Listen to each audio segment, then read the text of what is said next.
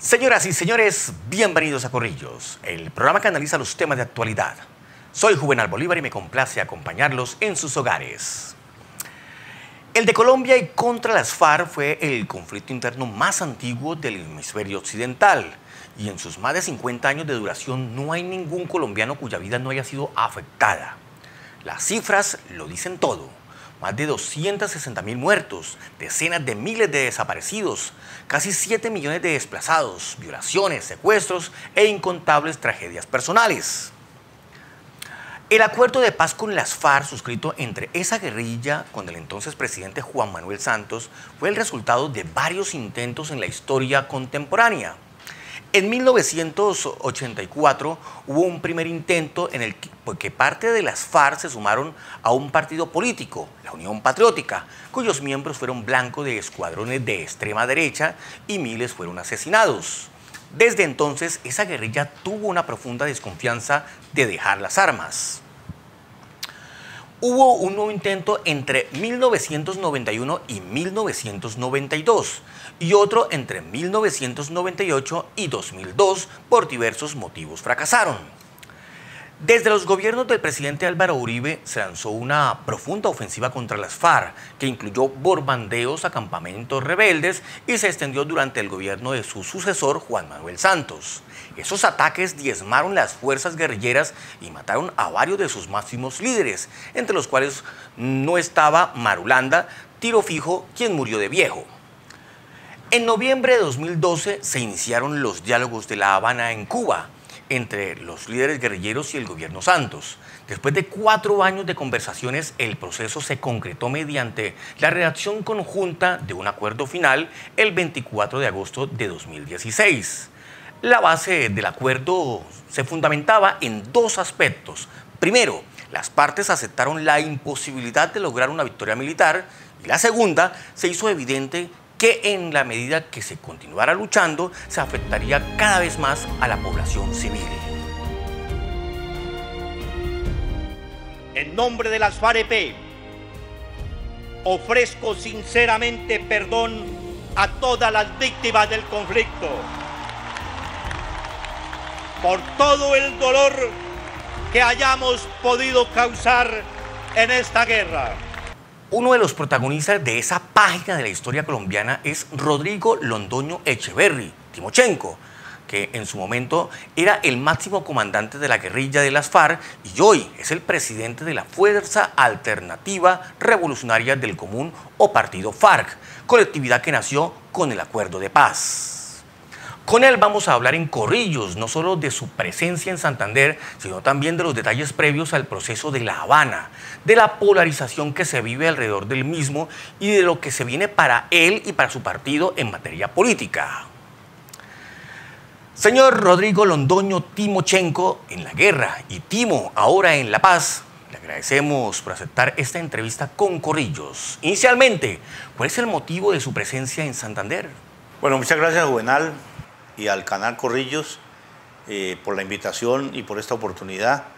Pues entro aclarándole que mi nombre es, bueno, sí, en algún momento fue Timochenko en la guerra, fue algo circunstancial ese nombre, pero realmente el nombre con el que fui conocido por mis amigos, mis camaradas y tratado era de Timo.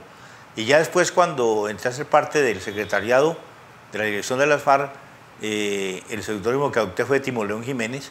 Realmente el Timochenko no es el propio. Y ahora pues Rodrigo Londoño Echeverry, el nombre que me colocó mi mamá, con el que además me gusta que me llamen, porque es el nombre que reivindico nuevamente ya en toda esta etapa que usted valora y que le agradezco mucho, de sentar las bases para que comenzamos a construir la paz.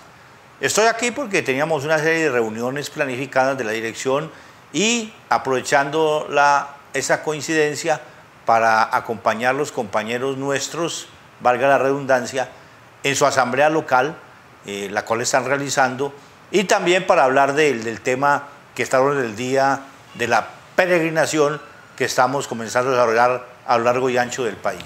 A propósito de ese alias de Timochenko, al que usted se refiere como su nombre de guerra, ¿cómo nace? ¿Quién se lo puso? ¿Qué significa?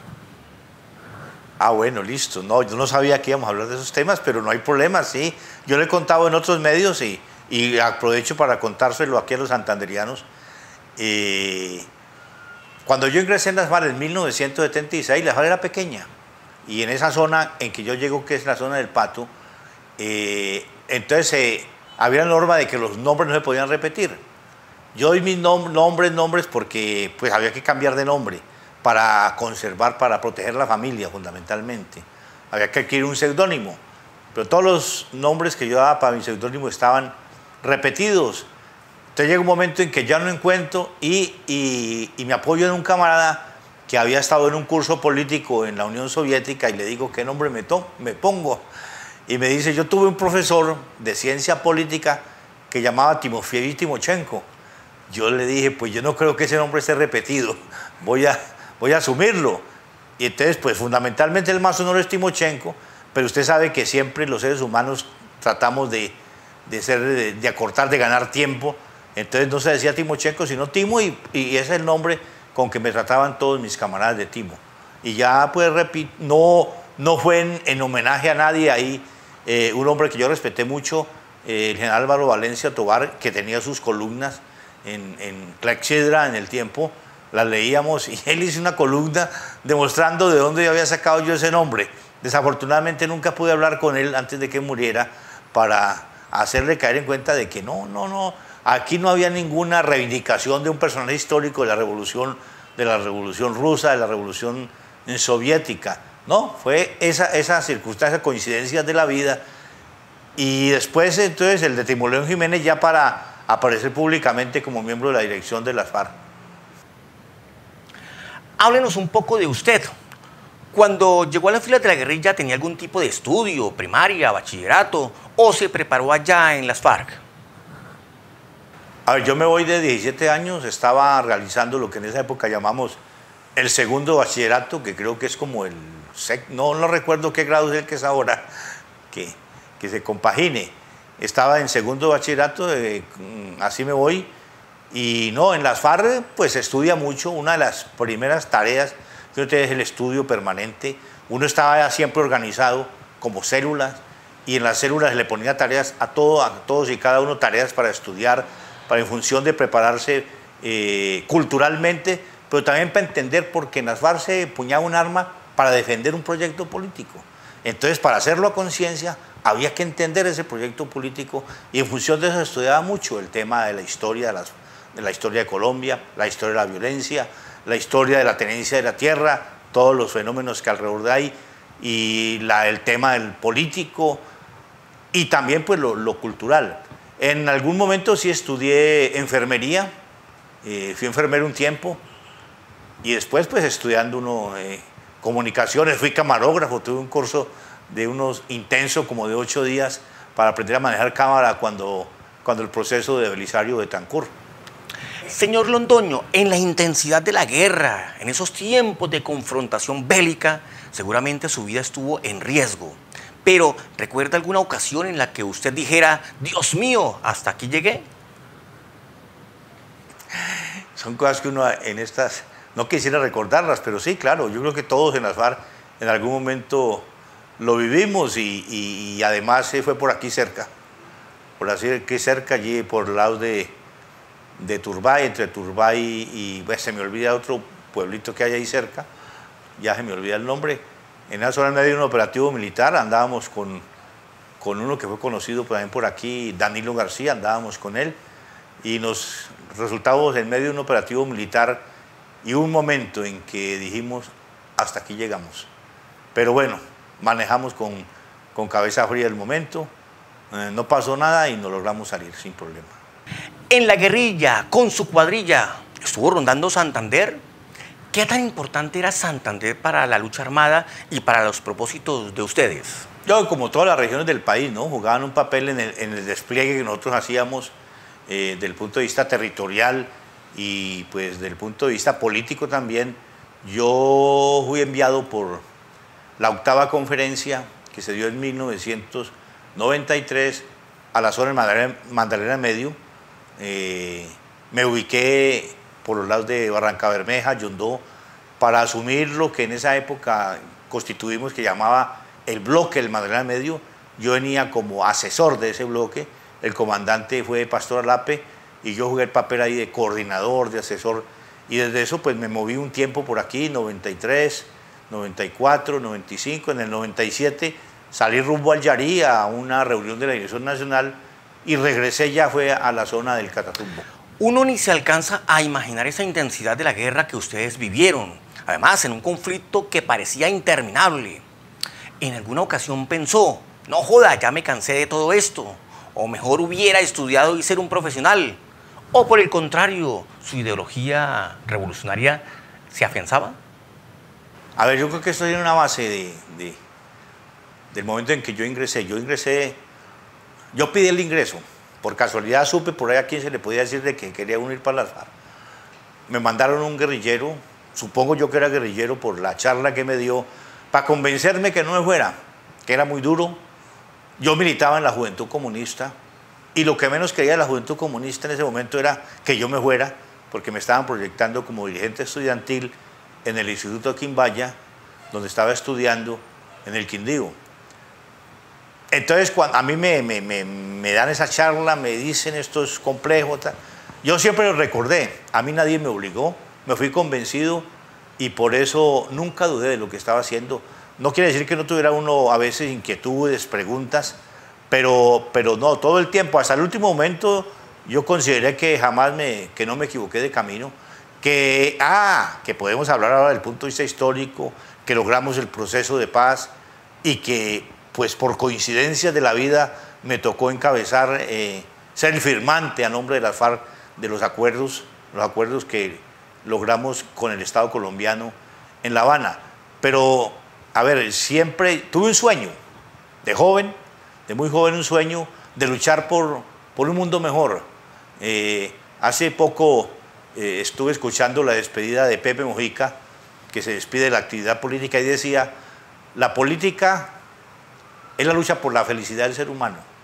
Y yo creo que yo asumirlo, sin definirlo así tan preciso como lo definía Mujica, yo siempre tuve en mi mente eso, luchando por la felicidad del ser humano.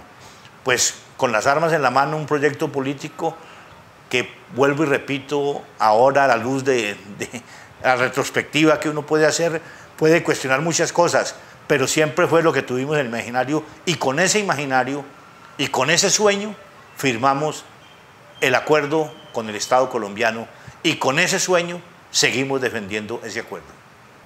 Señor Londoño, ¿qué llevó finalmente a las FARC y a usted a apostarle de la forma como lo hicieron a un proceso de paz con el gobierno?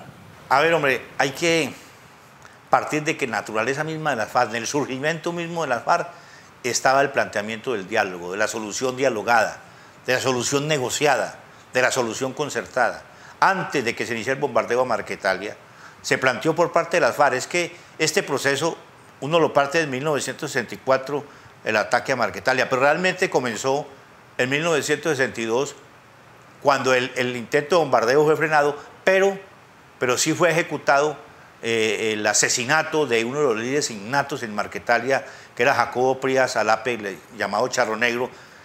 En el momento en que lo asignaron a él, también intentaron asesinar a Marulanda. Afortunadamente Marulanda era más astuto, más desconfiado, y se logró y se salvó de esa vez que asesinaron a Jacobo Prías Alape, que también lo asesinaron a él. Y a partir de ahí comenzó pues la decisión de resistir, y ya viene el bombardeo en Marquetalia.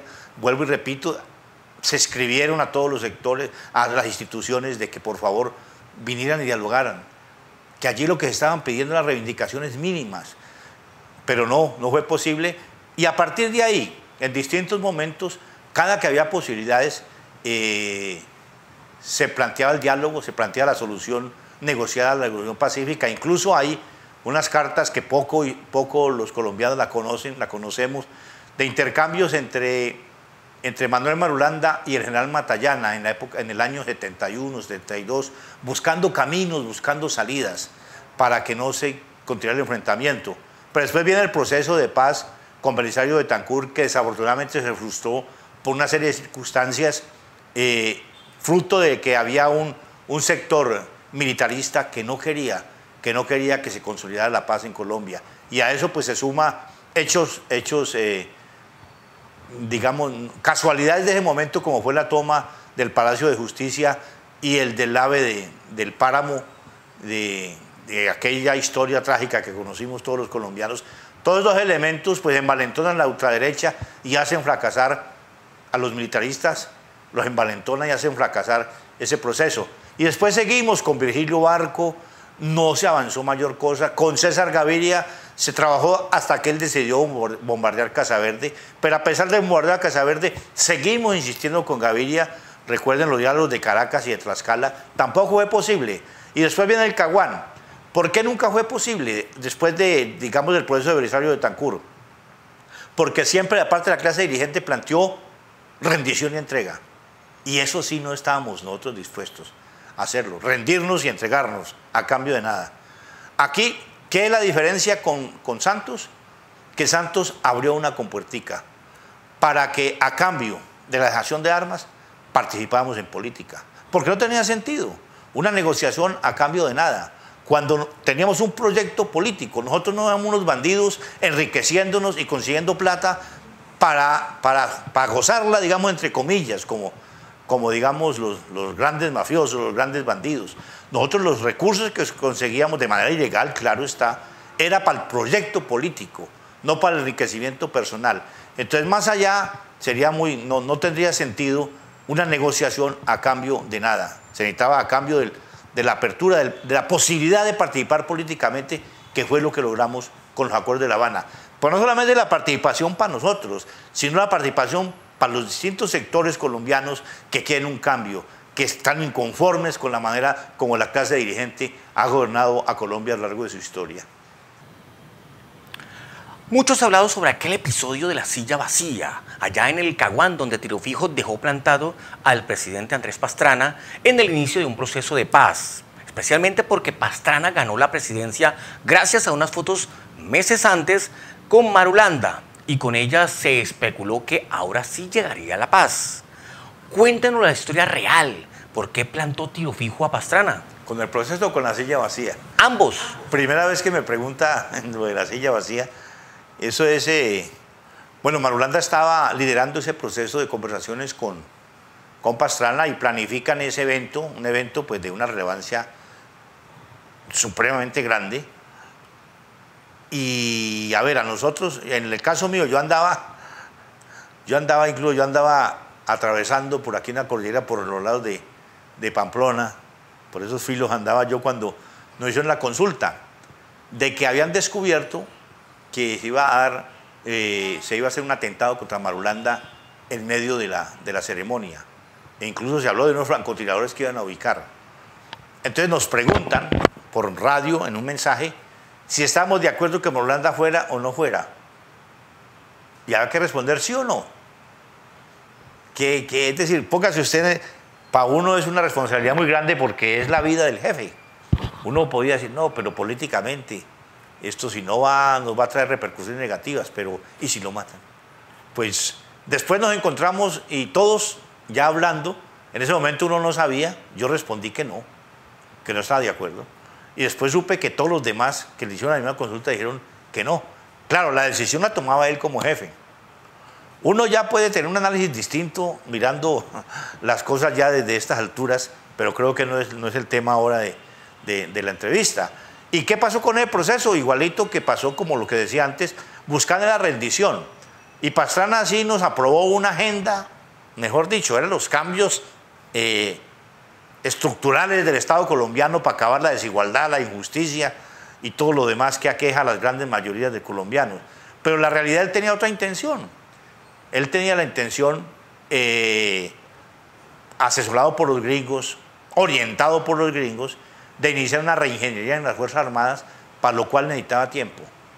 Recuerden que el comisionado de Pastrana en ese momento, Víctor G. Ricardo, dijo después en una declaración que si las FARC hubieran sabido cómo estaban las Fuerzas Armadas en ese momento, que no tenían munición, que no tenían combustible para los helicópteros y los aviones, las FARC no se hubieran sentado a negociar, según él, ¿no? Deben estar en las circunstancias complejas y necesitaban tiempo para hacer la reingeniería, que la hicieron. y la hicieron bien. Tiro Fijo muere, asume Alfonso Cano, dan de baja a Raúl Reyes y a otros cabecillas, luego dan de baja a Cano y le toca el turno a usted de comandar las FARC. Con eso que les había pasado a sus compañeros, a usted no le dio culillo, como se dice aquí popularmente en Santander, y dijo, denle ese puesto a otro. ¿Por qué lo aceptó? Yo no quería aceptar porque consideraba que era una responsabilidad muy grande la que asumía en unas condiciones muy difíciles y complejas, iniciando un proceso, porque es que Alfonso alcanza a iniciar el proceso de diálogo con Santos, que es que nosotros en la guerra nunca nos quejamos por los muertos, porque sabemos que a eso nos asumíamos. Pero en el caso de Alfonso Cano siempre hemos dicho el asesinato de Alfonso Cano, porque fue eso, asesinado, desarmado, en condiciones de indefección, lo habían podido capturar y decidieron asesinarlo. Por eso nos duele tanto. En esas circunstancias asumir la dirección de la FARC era una responsabilidad muy grande, pero yo a lo largo de los años en la FARC siempre le enseñaba a los demás y lo asumía que debía ser así, que uno no podía esquivar las responsabilidades. Yo traté, no digamos patalear, pero sí planteé que buscamos una opción distinta por las circunstancias mismas de que el que fuera nombrado iba a ser visible, iba a ser objeto de toda la carga del Estado, inteligencia y militar. Pero bueno, se dijo, no, asúmalo. Y yo dije, bueno, pues asumirlo, como he asumido todas las tareas. Así, yo le contaba que fui enfermero. A mí no me preguntaban, ¿le gusta la enfermería o no le gusta? A mí me pareció una tarea muy noble, muy hermosa, pero yo no sirvo para ella. Mi condición humana para rajar a otro, incluso hasta para una inyección, me duele. Pero bueno, lo asumí en el tiempo, creo que traté de ser lo más eficiente posible como enfermero. Entonces, en este caso, pues lo asumí también como una tarea de mucha responsabilidad y a tratar de hacerla, pues uno no es solo, es una dirección. Y aquí, en las FARC, teníamos ese principio, había el mando único, pero ese mando único estaba con una dirección colectiva. Entonces, son elementos hasta contradictorios. La sapiencia ahí de uno como mando es saber uno cómo se apoya en la dirección colectiva para sacar adelante las tareas o los proyectos. Señor Londoño, a usted le ha correspondido ser comandante de las FARC en 3 momentos trascendentales de su guerrilla. El primero, pues, ser comandante tras ser abatido Cano. El segundo, al anunciar un proceso de paz que a la postre se dio. Y el tercero, ahora que en el partido político usted preside. ¿Cuál ha sido la más compleja de las 3 comandancias? Cada una tiene su particularidad, cada una tiene sus... Esta es compleja, pero muy hermosa. Aunque la anterior pues también era compleja y uno también se tenía satisfecho, pero uno decir, la guerra que trae muertes, desolación, que hay cosas pues que toca hacerlas por encima de que uno, de los sentimientos mismos, porque son leyes, la guerra tiene sus propias leyes y si usted va en contra de ellas, pues usted es el que se muere. Pero a mí me parece en este momento es complejo, difícil, pero muy hermoso porque uno siente que le va a dejar un legado a la familia, a la humanidad por la que uno se fue a esta lucha, ese sueño de buscar la felicidad de la gente. Va a dejar una siembra que uno espera que esa siembra fructifique, pero para eso necesitamos concitar a la mayoría de los colombianos a apoyarnos a las FARC. Aquí yo no ando llamando y aprovecho a los santanderianos hacer ese llamado. Aquí no estoy llamando a apoyar al partido de las FARC.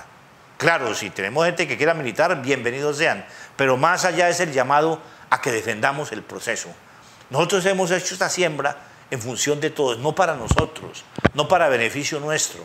Incluso nosotros podemos desaparecer como partido del escenario político si no hacemos las cosas bien, si nos equivocamos en el diseño de la estrategia, en el diseño de la táctica política. Pero va a quedar sembrado ese acuerdo que tiene las bases mínimas. Allí no son transformaciones revolucionarias del socialismo y no sé qué cuentos que son los que a veces se inventan para desmotivar a la gente. No, allí se han sembrado unas bases mínimas para que resolvamos las causas que generan la confrontación en Colombia, que han generado la violencia en Colombia, para que dejemos de utilizar la violencia en el ejercicio de la política, para que haya tierra para que la quiera trabajar, para que haya unas condiciones de igualdad mucho mejores, para que haya menos injusticia social y estos elementos no alimenten la guerra.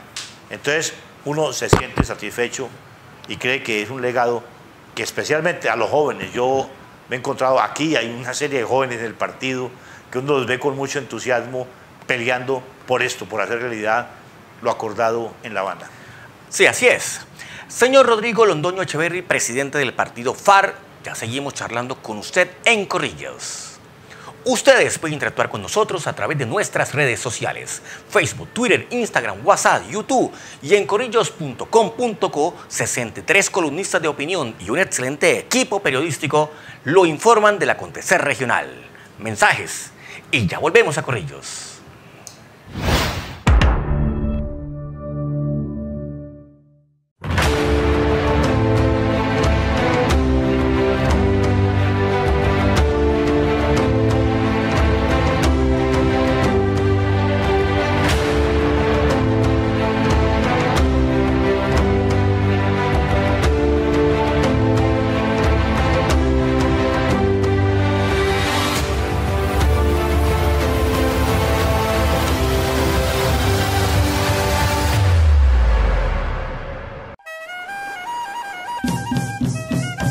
Imagina la belleza de nuestra naturaleza, combinada con un río de color.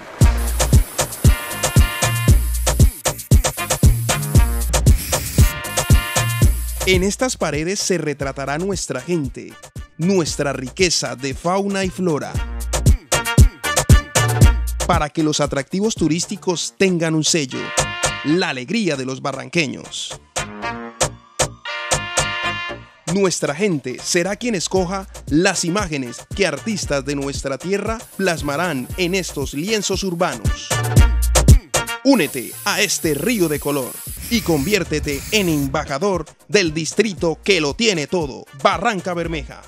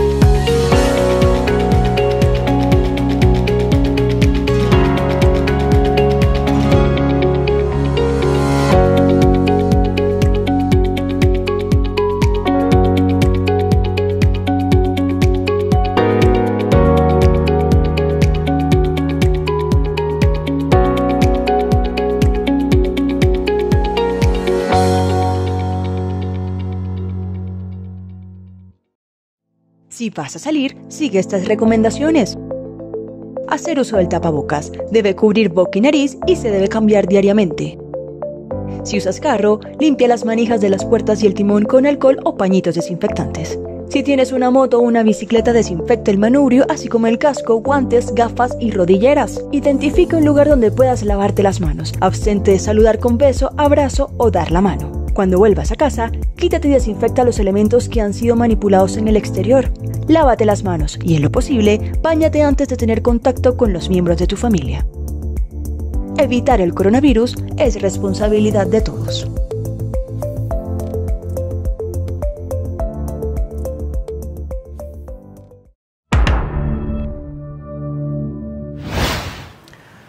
Gracias por continuar con nosotros. La firma del acuerdo de paz con las FARC estuvo antecedida por los diálogos que tuvieron lugar en Oslo y en La Habana. El primer acuerdo de paz, firmado en Cartagena el 26 de septiembre de 2016, según el gobierno, debía referendarse en un plebiscito en el que los ciudadanos debieran votar sí o no al acuerdo. Paradójicamente, el resultado final fue una victoria para el no.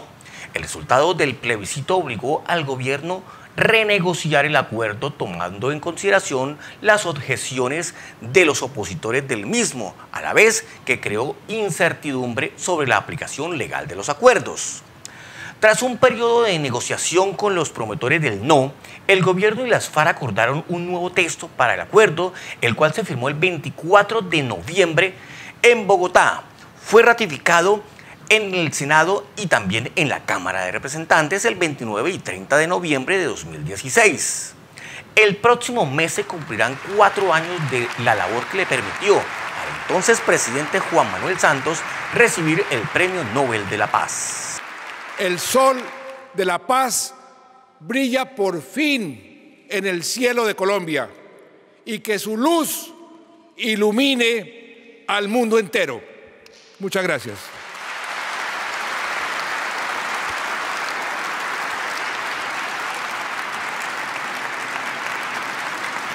Uno de los protagonistas de esa página de la historia colombiana es Rodrigo Londoño Echeverri, en su momento el máximo comandante de la guerrilla de las FARC y hoy el presidente de la Fuerza Alternativa Revolucionaria del Común o Partido FARC, colectividad que nació con él y los acuerdos de paz. Con Rodrigo Londoño estamos hablando en Corrillos no solo de su presencia en Santander, sino también de los detalles previos al proceso de La Habana, de la polarización que se vive alrededor del mismo y de lo que viene para él y para su partido en materia política. Señor Londoño, siempre ve muy comprometido con el proceso de paz, siendo incluso el jefe de su delegación en la mesa de negociaciones a Iván Márquez, quien luego del esfuerzo de la firma de la paz decide devolverse al monte y rearmarse. ¿Qué pasó con Márquez? ¿Tuvo fricciones con usted? ¿Por qué decide abandonar la paz? Yo nunca le digo a los periodistas que no me pregunten X o Y tema, y usted sabe que no le dije, pero ese sería uno de los temas que uno quisiera que no le preguntaran. No tengo por qué, porque es vergonzoso, a mí me da pena tratarlo porque sí, fue un compañero, con Iván vivimos historias de la vida cotidiana, de la guerra misma, que la guerra genera unos lazos muy fuertes entre los seres humanos, y esos lazos también existían con Iván. Pero además con Iván trabajamos el proceso, ya lo decía yo, sí, yo era el jefe, pero hay una dirección colectiva. Y él fue un hombre clave, además lo designamos como el jefe de la delegación en La Habana. Y lo hizo bien, porque nadie puede decir que lo hizo mal, no. Incluso todos los compañeros allá en La Habana lo hicieron bien porque sacaron avante este acuerdo, que fue lo máximo que podíamos conseguir, en función no nuestro, sino de consolidar la paz en Colombia. Y da ese vuelco que uno todavía se pregunta por qué. Desafortunado porque ahora está en una situación, él y los demás que lo acompañan, en una situación muy compleja, que ellos andan buscando cómo demostrar que la decisión que tomaron fue la acertada, y para eso necesitan que el proceso fracase, y eso es muy triste, y vuelvo y lo repito, para mí es vergonzoso. Pero la última vez que hablaron, ¿qué pasó? ¿Se hablaron en malos términos? ¿Le alcanzó a decir, me voy? No, allá a nivel del partido venían unas discusiones que él lideraba y querían que asumiéramos eso, que nunca lo quisimos asumir, de que el proceso era fallido y que ya no había nada más que hacer. Pues no le decían a uno directamente, vámonos para el monte, volvamos a reiniciar la guerra.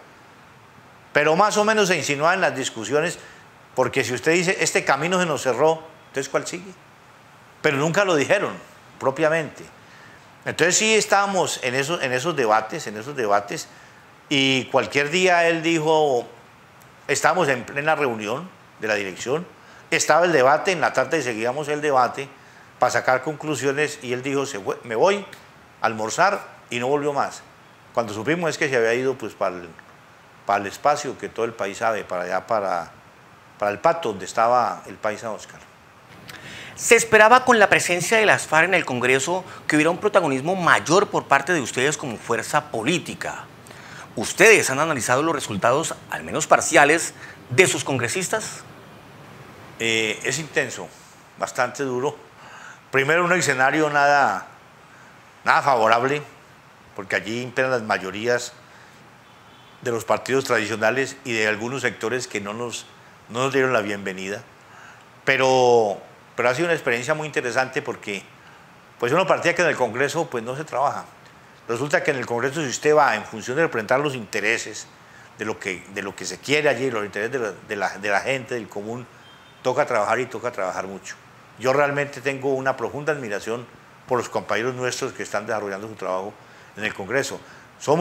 Pero somos de las minorías, la mayoría de las minorías. Nuestros votos, que es lo que uno va aprendiendo en el Congreso, son determinantes en muchas situaciones que allí se vienen dando.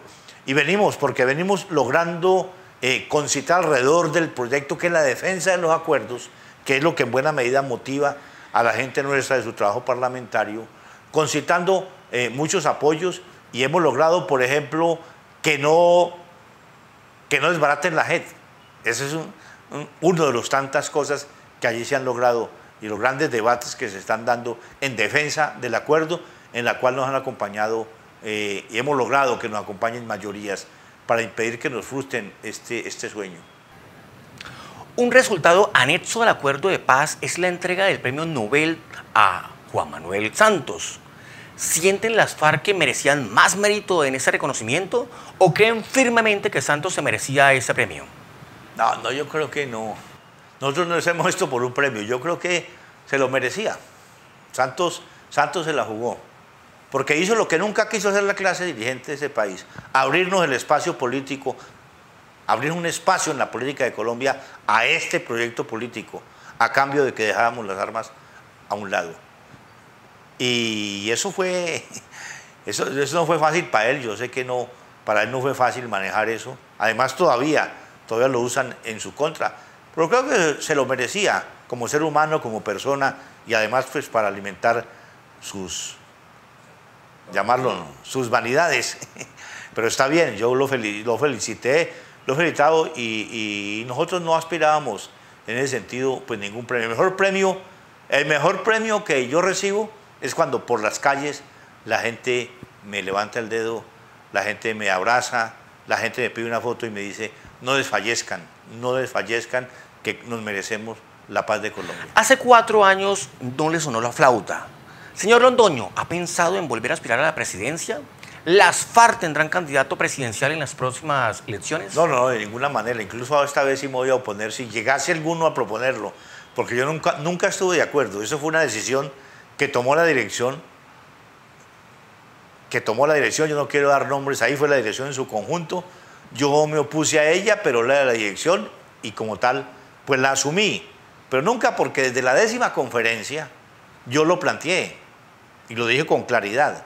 Nosotros no podemos asumir un candidato propio, porque eso polariza. Y lo que menos se necesita en este momento para sacar adelante el acuerdo de paz es polarizar la sociedad colombiana. Y desafortunadamente, pues, bueno, vieron problemas del corazón, el corazón falló y nos retiramos debido a problemas de salud.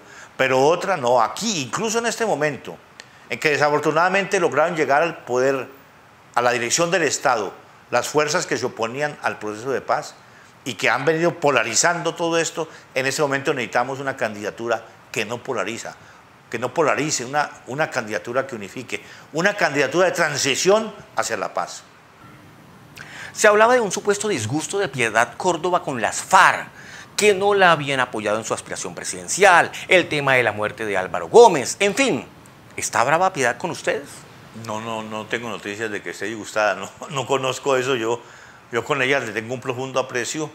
Yo la vine a conocer en La Habana cuando el cese al fuego allá con Santos, firmamos ese cese al fuego con Santos, y le dio entrevista a Telesur en un programa que ella tenía, no recuerdo el nombre del programa, ahí fue donde la conocí, la traté, y después cuando estábamos aquí en Colombia, en plena campaña electoral, que ella también está de candidata, la invité a mi residencia para saludarla y sacar unos minutos y darle el reconocimiento de todo lo que ella había hecho a lo largo de los años en función del intercambio monetario y en función de la paz de Colombia. Son los únicos momentos. Después me tocó ir a la Corte Suprema como testigo en el juicio que le siguen a ella y hablar de ella. Pues ahí dije lo que yo conocía y además la opinión que yo tengo. No conozco de sus desencuentros o de su mal genio con nosotros, no. Señor Rodrigo Londoño Echeverri, presidente del partido FARC, gracias por estar en Corrillos. Bueno, mucho éxito a Corrillos. Espero que la entrevista pues sirva para concitar el apoyo al proceso de paz. A ustedes, gracias por seguirnos e interactuar con nosotros a través de nuestras redes sociales. Facebook, Twitter, Instagram, WhatsApp, YouTube y en corrillos.com.co, 63 columnistas de opinión y un excelente equipo periodístico lo informan del acontecer regional. Soy Juvenal Bolívar y los espero muy pronto.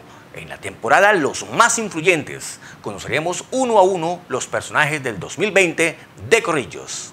Chao, chao.